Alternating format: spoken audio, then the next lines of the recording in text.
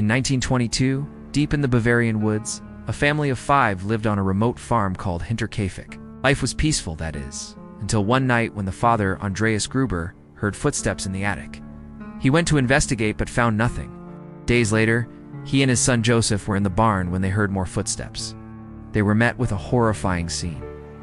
The door was barricaded from the inside. There were bloodstains everywhere, and the walls were covered with what appeared to be religious iconography and strange symbols. Inside the barn, they found the 6 victims, all beaten to death with the mattock. But again, when they went to check, there was no one there. On April 4th, 1922, the unthinkable happened. One by one, 6 people, including a 2-year-old girl and a visiting maid, were lured into the barn and brutally murdered with a mattock, a pickaxe-like tool.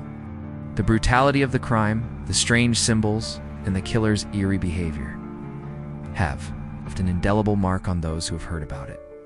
The killer then stacked the bodies neatly in the barn and covered them with hay. For days, the neighbors saw smoke rising from the chimney, but it was not until 6 days later when they finally went to investigate and make sure everyone was okay. The murder weapon was later found hidden in the attic, but it was too late.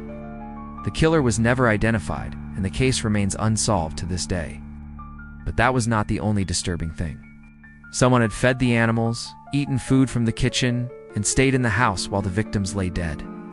To make matters worse, when the police finally tracked down the murderer and confronted him with the evidence, he calmly confessed to the crime, but then immediately hung himself. In the end, dozens of suspects were interviewed, but none were ever arrested.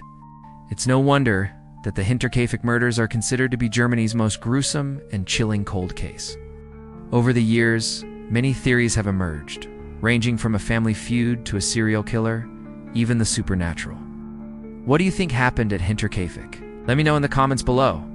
The house still stands today, or at least it did up until 2015 when it was finally demolished.